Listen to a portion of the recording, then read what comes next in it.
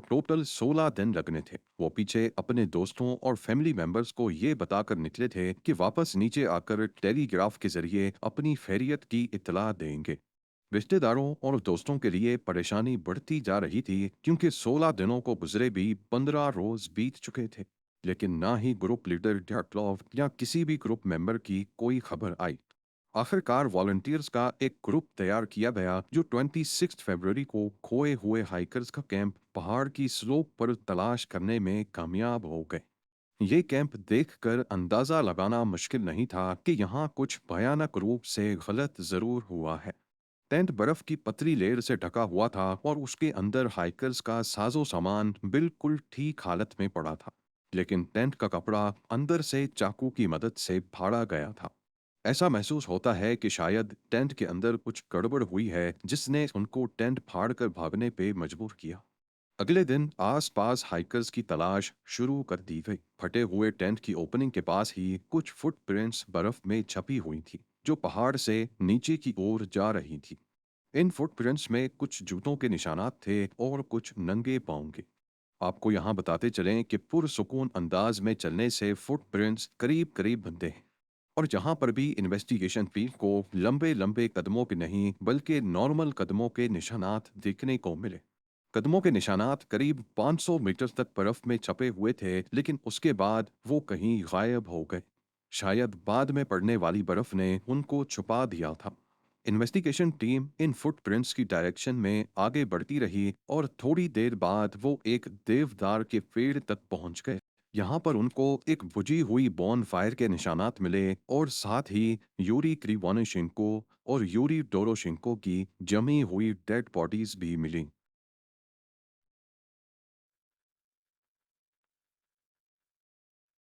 9 hikers की लाशें ढूंढने में अगले 2 महीने लग गए। पहले 2 हाइकर्स ने बहुत कम कपड़े पहन रखे थे। ना कोई जैकेट्स थी, ना पैंट्स, ना ही ग्लव्स, टोपी, जूते और ना ही कोई ऐसी चीज जो कि इतनी ठंड में सर्दी से बचने के लिए पहनी जाती हैं। इनको सिर्फ हल्की शर्ट्स और अंडर पैंट्स पहनी हुई थी। वेदर आर्काइव में देखा गया तो मालूम पड़ा कि जब इनकी मौत हुई तो उस वक्त यहाँ का टेम्परेचर करीब -30 डिग्री सेल्सियस था, लेकिन उनके कपड़े ऐसे थे जैसे गर्मियों के मौसम में पहने जाते हैं। लेकिन ऐसा क्यों था?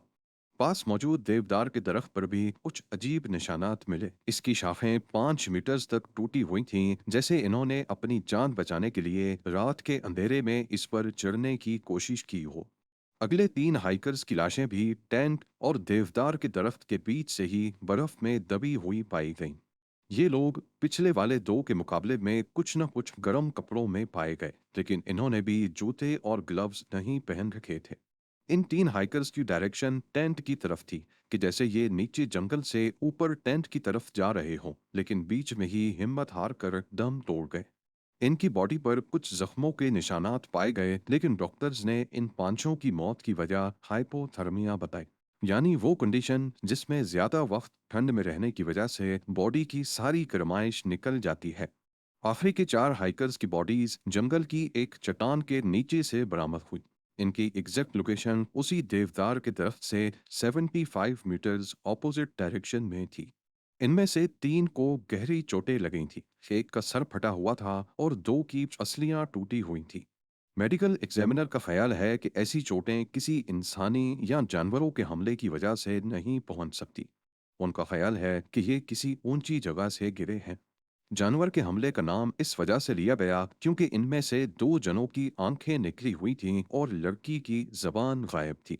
सबसे हैरानी की बात यह थी कि क्राइम सीन से मिलने वाली 2 टी-शर्ट्स और एक पैंट ऐसी थी जिस पर रेडियो एक्टिव मटेरियल लगा हुआ था। पहले तो यह समझकर इन्वेस्टिगेशन हो रही थी कि शायद इनको किसी ने मारा है, इनका मर्डर हुआ है। लेकिन 28 मई को ये क्रिमिनल केस बंद कर दिया गया क्योंकि देखने में ऐसा कोई सबूत नहीं था जिससे ये जाहिर हो कि इनका मर्डर हुआ है या फिर इन्होंने आपस में ही एक दूसरे को मारा है। तो आखिर इन 9 लोगों के साथ हुआ क्या था?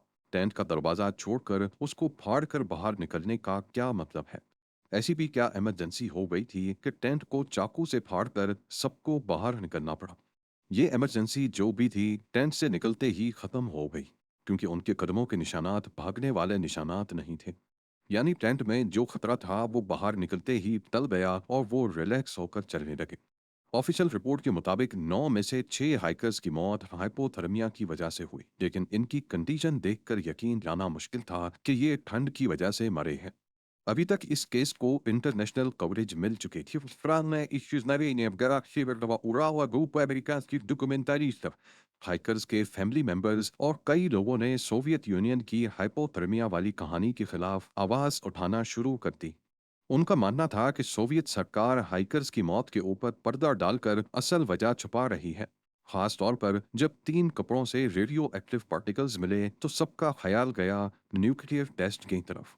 ये सोवियत यूनियन और अमेरिका के दरमियान कोल्ड वॉर का दौर था और सिर्फ चंद साल पहले ही अमेरिका ने हिरोशिमा और नागासाकी पर न्यूक्लियर बॉम्ब्स गिराकर दुनिया को अपनी ताकत की एक झलक दिखाई थी।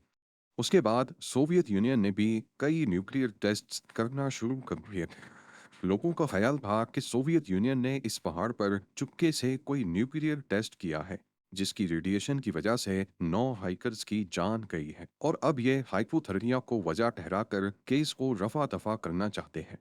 इन्वेस्टिगेशन टीम इस केस को मुख्तलिफ एंगल से देख रही थी। एक मौके पर एवोलांच को भी इस हादसे की वजह ठहराया गया।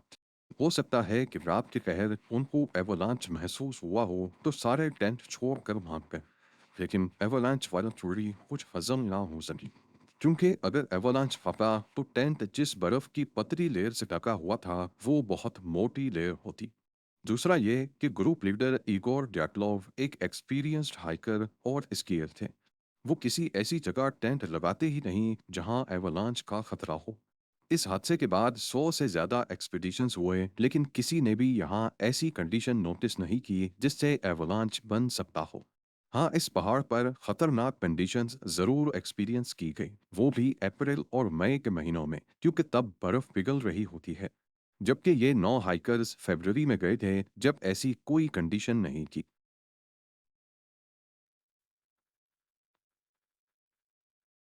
ये है एक हाइकर के कैमरा से खींची गई सबसे आखिरी फोटो, जो उसी रात को खींची गई थी जब ये हादसा हुआ।